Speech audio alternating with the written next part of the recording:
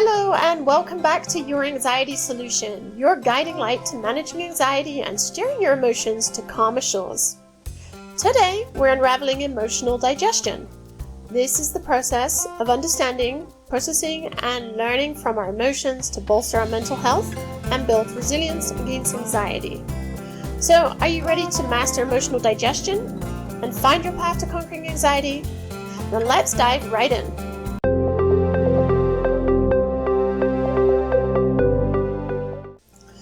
Today, let's focus on something we call emotional constipation.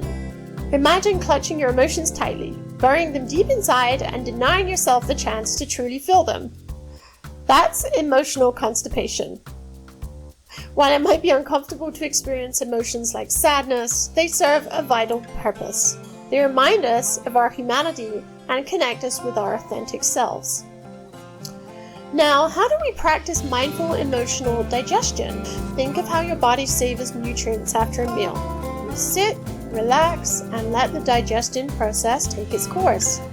Similarly, we need to sit with our emotions, allowing our minds the time to extract the valuable lessons from each emotion and discard what's not beneficial. Stronger emotions might take longer to digest. Emotions like sadness, guilt, depression, anger, or feeling vulnerable. It's crucial not to cling to these emotions, but instead let them flow naturally. When it comes to positive emotions like happiness or a sense of peace, try allowing yourself to linger in their warmth. Fast-moving emotions might include disgust or surprise. Once you've digested an emotion, ask yourself, what did this emotion teach me?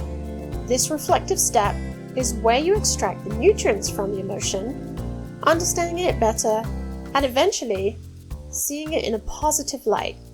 Avoiding emotions is much like avoiding food. We miss out on valuable lessons, storing only the negatives, and we lose the chance to learn something new from each emotional experience. Emotional digestion is a fascinating physical component too.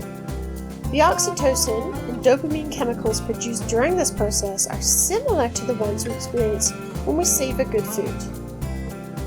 So how long should we sit with an emotion? Well, there's no one-size-fits-all answer here. Sorry. It depends on the emotion and your individual process. The key is to continue until the emotion has passed. You've fully digested it, or you've managed to mindfully redirect your mind. So, to effectively digest your emotions, here's a 5-step process. Step 1 is to identify the emotion in real time. Step 2, locate where in your body you're feeling this emotion. Step 3, concentrate on the emotion in your body. Step 4, gently redirect your mind when it wanders. And step 5, repeat this cycle as needed. Now let's apply these steps to a common anxiety-inducing scenario, a panic attack. Handling your emotions during a panic attack can be challenging, so a clear plan is crucial. During a panic attack, step 1 would be to first focus inward and take a step back from external stresses.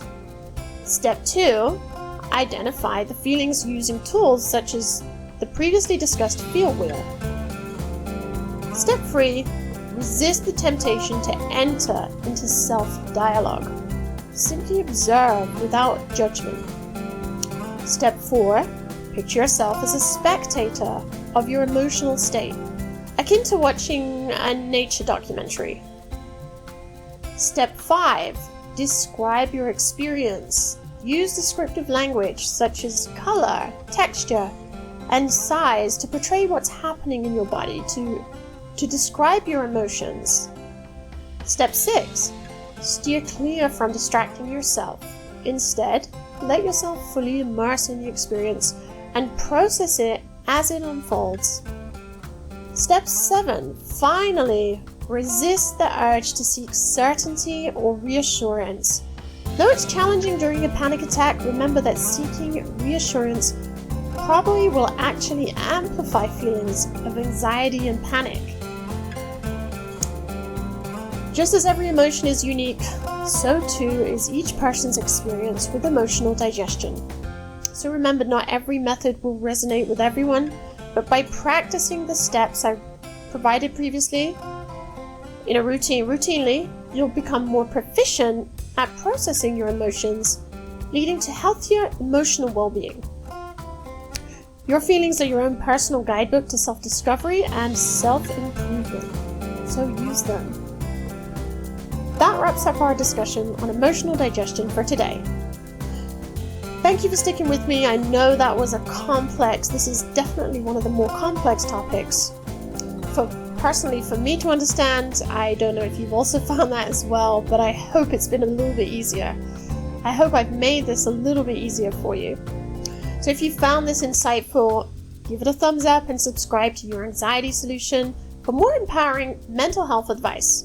And remember, cultivating healthy emotional habits paves the way for a brighter and more balanced future.